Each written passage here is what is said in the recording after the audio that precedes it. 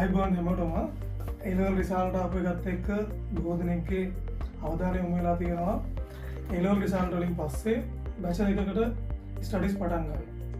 කියන්නේ ලංකාවේ government university එකකට සිලෙක්ට් වුණත් නැතත් ෆින්ලන්ඩ්, ඩෙන්මාර්ක්, ස්වීඩන් වගේ යුරෝප් රටක, ශ්‍රීලංකන් රටක ඩිග්‍රී එකක් බැචලර් එකක් කරන එක ඇත්තටම මාර වැදගත්. එතකොට කෙනෙක් බලාපොරොත්තු වෙන්න පුළුවන් එයාගේ එඩියුකේෂන් මට්ටම ෆින්ලන්ඩ් හරි ඩෙන්මාර්ක් හරි ස්වීඩන් හරි බැචලර් එකකට ගැලපෙනවද නැද්ද කියන එක අවබෝධයක් නැති වෙන්න පුළුවන්. ඒතකොට එහෙම කෙනෙක්ට අපිට දෙන්න තියෙන ඇඩ්වයිස් එක තමයි A level කෙනෙක් පාස් වුණත් නැතත් එයාට A level equal qualification එකකින් ඇප්ලිකේෂන් කරන්න පුළුවන්, ඔෆර්ස් ගන්නත් පුළුවන් යුනිවර්සිටිස් වලින්. කියන්නේ ඩිරෙක්ට් යුනිවර්සිටි එකකට බැචලර් එකකට යන්න පුළුවන් ක්‍රමවේදයක් තියෙනවා.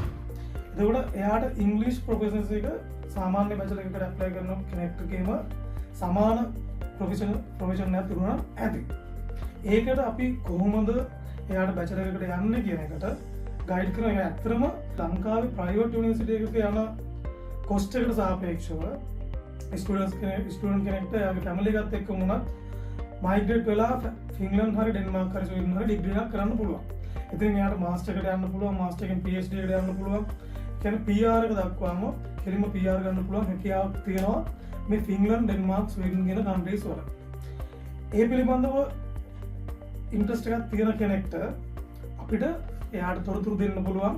ඩිරෙක්ට් අපිව කන්ටැක්ට් කරන්න. thank you වෙනවා. අපි සීරියස් එකක් අරගෙන යනවා කොහොමද කෙනෙක්ට এডুকেෂන් වලට යන්න පුළුවන් ක්‍රම මොනවාද? ඒ ක්‍රම වලට ඇප්ලිකේෂන් කරන්නේ කොහොමද? ඇප්ලිකේෂන් එකෙන් පස්සේ එයා එහෙට ගිහින් සවාය වෙනකල්ම ගයිඩ් කරන්න පුළුවන් ක්‍රමවේදය ගැන අපි කතා කරනවා මේ සීරීස් එකෙන්. කෙනෙක්ට එහෙම ඉන්ට්‍රස්ට් එකක් තියෙන කෙනෙක් ඉන්නවනම් අපිව කන්ටැක්ට් කරන්න.